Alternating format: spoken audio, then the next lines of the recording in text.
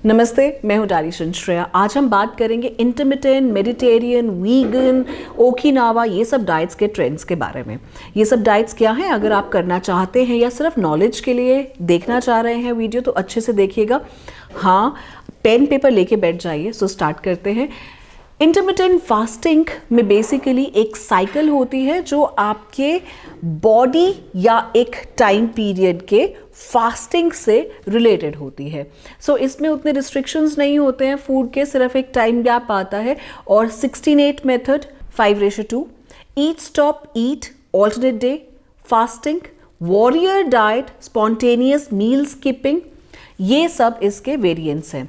सो जो 16/8 मेथड है, बेसिकली ये क्या है कि आप 8 घंटे की विंडो में खाते हैं, 16 घंटे आप गैप देते हैं और उसके बाद आप दोबारा से खाते हैं।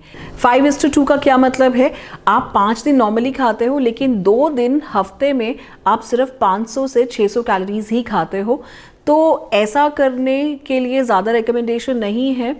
और ऑल्टरनेट डे फास्टिंग का ये मतलब है कि आप एक एक दिन छोड़कर कंप्लीट डे फास्टिंग करते हैं।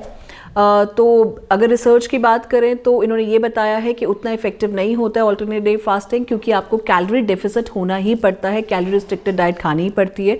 उसके बाद वॉरियर डाइट की अगर हम बात करें तो वॉरियर डाइट में आपको छोटे छोटे अमाउंट रॉ फ्रूट और वेजिटेबल्स के खाने हैं ड्यूरिंग द डे, और रात को आपको एक ह्यूज मील लेना है, इसको हम वॉरियर डाइट कहते हैं।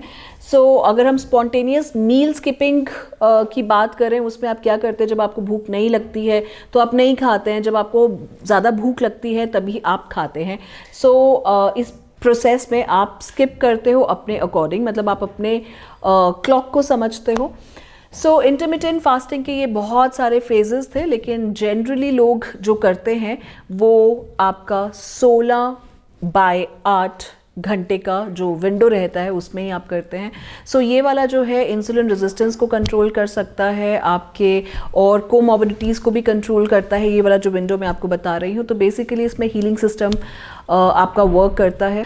सपोजिंगली आपने सुबह अपना कोई ग्रीन जूस, डिटॉक्स वाटर लिया, फिर 12 बजे आपने कोई भी सैलड आप ले सकते हैं, ग्रीन सैलड, उसके साथ आप मल्टीग्रेन कोई चपाती बना सकते हैं। पोषण आपको कम करने की ज़रूरत नहीं है। आप प्रोटीन, हाई प्रोटीन भी इसमें फॉलो कर सकते हैं, जैसे कि एग्स, चिकन। फिर 5 बजे के करीब आप अपना चाय, कॉफ़ी, बुलेट कॉफ़ी जो भी आप पीना चाहते हैं वो ले सकते हैं। 7:30 बजे के करीब आप अपना कोई भी सूप, जिसमें आप सारे ग्रीन्स को ऐड करो, आप कलर्स को ऐड करो, सूप बना लीजिए। आप मिलेट्स भी ले सकते हैं रात के टाइम पे या सुबह के टाइम पे।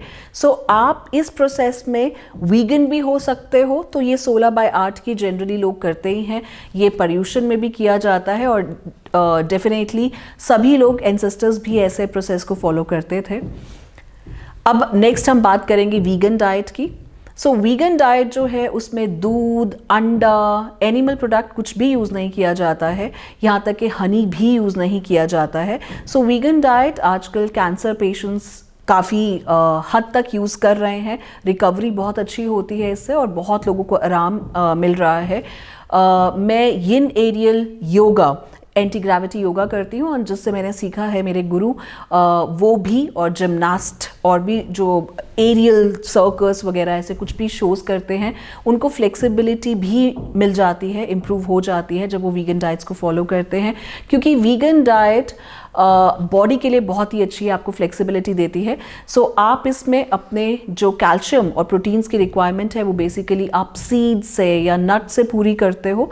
आप दूध, दही सब छोड़ देते हो, पनीर की जगह आप टोफू खाते हो, आप फैट्स के लिए एवोकाडोज लेते हो, आप कैल्शियम के लिए स्पिनच, केल लेते हैं। आप इसमें कोई भी बेसन, लेग्यूम्स, आप अपनी दालें कुछ भी खा सकते हैं। सो ये बेसिकली आपका वीगन डाइट हुआ। और ये एनिमल लवर्स जो हैं, जो एनिमल क्रुएलिटी के अगेंस्ट हैं, वो इसको ज़्यादा फॉलो करते हैं। So I really gives a thumbs up to this diet. अगर किसी को डॉक्टर ने या डाइटिशियन ने रेकमेंड किया है to go for a vegan diet, वो कर सकते हैं। बेसिकली ये भी कहा जाता है कि स्पिरिचुअल क्लेंजिंग हो जाती है वीगन डाइट से। सो आप ये ट्राई कर सकते हैं। पर अगर आपको कोई फैटी लीवर या ऐसी कंडीशन है पोस्ट कीमो, या आपको प्रोटीन डाइट्स बोला है और जिसमें आपको आयरन की भी रिक्वायरमेंट है, वो आयरन आपको हीम आयरन से ही मिलता है, तो आपको डेफिनेटली एक और थॉट उसमें देना चाहिए। हर एक डाइट के कुछ प्रॉज एंड कॉन्स होते हैं, पर आई थिंक प्लैनेट को हीलिंग के लिए, इस धरती को, इस दुनिया को वीगन डाइट की ज़रूरत है। कई वीगन ऑप्शनल एग्स खा लेते हैं, तो वो आपकी मर्जी है, बट मोस्टली वीगन में एग्स भी नहीं खाते हैं। That is how it goes. हम अगली बात करेंगे कीटोजेनेसिस डाइट के बारे में। कीटोजेनेसिस high protein high fat diet है। सो कीटोजेनेसिस में क्या है, आपका बॉडी बेसिकली कीटोसिस में जाता है और बहुत लंबे टाइम के लिए बॉडी कीटोसिस में नहीं रखना चाहिए। अगर आप बहुत लंबे समय तक अपने बॉडी को कीटोसिस जोन में रखते हो तो कॉन्स्टिपेशन, इरिटेबिलिटी, एंजाइटी, एंक्शियसनेस, गुस्सा, मूड स्विंग्स, ये सब हो जाता है।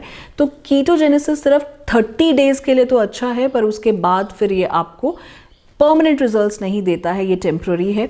कीटो डाइट जैसे कि इसमें हाई फैट, लो कार्बोहाइड्रेट, हाई प्रोटीन डाइट है, तो डेफिनेटली अगर आपका यूरिक एसिड हाई रहता है, यूरिया, क्रेटिनाइन, या आप किडनी पेशेंट है, उनको नहीं करना चाहिए।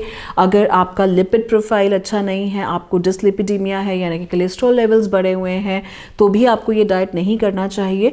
अगर आपकी एक्टिविटी बहुत अच्छी है, आप सिडेंट्री लाइफस्टाइल को नहीं फॉलो करते हो, आपका एज लिमिट जो है वो 40 प्लस नहीं है, तो आप इस डाइट को कर सकते हो। लेकिन मेरी तरफ से मैं कीटोसिस को उतना सपोर्ट नहीं करती हूँ, पर आजकल किसी ट्रीटमेंट को नज़र में रखते हुए, जैसे कि कई डायबिटिक पेशेंट डायबिटिक कीटो डाइट्स भी फॉलो करते हैं, जहाँ पे हाई प्रोटीन हाई फैट को फॉलो किया जाता है। सो अपने अपने वेज हैं, लेकिन कीटोसिस में बॉडी को बहुत लंबे समय तक डालना एक अनरियलिस्टिक बात है। सो मेरी तरफ से जो ये कीटो डाइट है, ये शॉर्ट लिव डाइट है। बहुत ज़्यादा अप्रूव हम इसको नहीं करेंगे क्योंकि आपकी सस्टेनेबिलिटी नहीं है इस डाइट पे। मेडिटेरियन डाइट के बारे में हम बात करेंगे। Mediterranean diet basically plant based diet है। ट्रेडिशनल क्विजीन, मतलब जब बहुत पुराने लोग थे वो इस डाइट को फॉलो करते थे, जहाँ पे जैसे सी के आसपास लोग रहते हैं, ग्रीस में या स्पेन में, वहाँ के ट्रेंड से ये डाइट आया था मेडिटेरियन। तो बेसिकली सी के आसपास जो चीज़ें आपको मिलती हैं वो इसमें है, और यहाँ पे भी आपकी परसेंटेज काफ़ी हद तक फैट से आता है, लेकिन आप प्लांट बेस्ड ही इसमें डाइट्स खाते हो और ये काफ़ी हेल्दी भी माना जाता है। ये भी किसी थेराप्यूटिक कंडीशंस में यूज़ किए जाते हैं। इसमें चीज़, योगर्ट आप मॉडरेट अमाउंट में कंज्यूम करते हो, लेकिन फ़िश एंड पोल्ट्री आप ज़्यादा मॉडरेट अमाउंट में, आप इसको मतलब हफ्ते में 3-4 बार खाते हैं, फ्रीक्वेंटली इसको खाया जाता है। सो अगर हम हेल्थ बेनिफिट की बात करें तो आपको मतलब रिसर्च कहती है कि ये हेल्दीएस्ट डाइट है बाकी सब ट्रेंड में से, और डायबिटीज़ पेशेंट्स के लिए बहुत अच्छा है, हार्ट पेशेंट्स के लिए अच्छा है, क्योंकि ये प्लांट बेस्ड डाइट है जिसमें फ़िश, पोल्ट्री भी मॉडरेट अमाउंट में खाई जाती है। सो पुराने लोग इसको फॉलो करते थे, मेडिटेरियन डाइट। सो वीगन और मेडिटेरियन दो ऐसी डाइट हैं जिसको हम लोग थोड़ा सस्टेन होकर फॉलो कर सकते हैं, but what I think is the diet should be a balance diet. Metabolic diet होना चाहिए जिससे आपका मेटाबॉलिज्म इंक्रीज हो। आप वेल बैलेंस डाइट खाइए, लोकल फूड खाइए, जो भी आपके यहाँ पर सीजन में आपके एरिया में, सपोजिंगली पंजाब में अभी विंटर्स हो तो आप उसमें स्पिनच या वहाँ पे जो भी ऑयल मिलता है उस हिसाब से आप खाएंगे। So basically diet should be local, that's it, and regional and climate based, वो बहुत ज़रूरी है। ओकिनावा एक नया नाम सुनने को मिल रहा है। ओकिनावा से कहा जाता है कि लॉन्गिविटी बढ़ती है। सो ओकिनावा एक आइलैंड है, बेसिकली वहाँ पर हेल्दी लाइफस्टाइल फॉलो किया जाता है, तो वहीं से एक ये नाम आया है। सो बेसिकली फ्लेवोनॉइड्स या आपके फाइटोन्यूट्रिएंट्स या ऑक्सीडेंट्स इसमें बहुत ज़्यादा होते हैं। सो इसमें हाई अमाउंट में वेजिटेबल्स और फ्रूट लिए जाते हैं और रिडक्शन होता है इसका, मतलब बहुत ज़्यादा ग्रेन भी नहीं खाया जाता है, डेयरी प्रोडक्ट भी नहीं खाया जाता है, शुगर भी नहीं खाया जाता है। फिश सिर्फ 1% लेते हैं, और बाकी भी चीज़ें जितनी भी आपकी डेयरी, एग्स, या फिर जैसा थोड़ा थोड़ा वीगन डाइट है वैसा ही ये ओकिनावा भी डाइट है।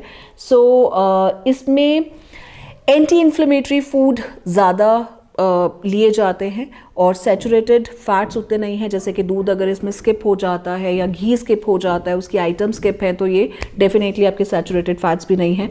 इसके हेल्थ बेनिफिट्स की बात करें तो ये कोलोन कैंसर को भी कम करता है और बाकी कैंसर्स को भी फाइट करने में हेल्प करता है, जैसे कि ब्रेस्ट कैंसर, क्योंकि ये इम्यूनिटी को बढ़ाता है। तो इसीलिए हम लोग जिनके भी इम्यूनिटी कॉम्प्रोमाइज पेशेंट्स हैं ओकिनावा डाइट को फॉलो करने के लिए बोलते हैं।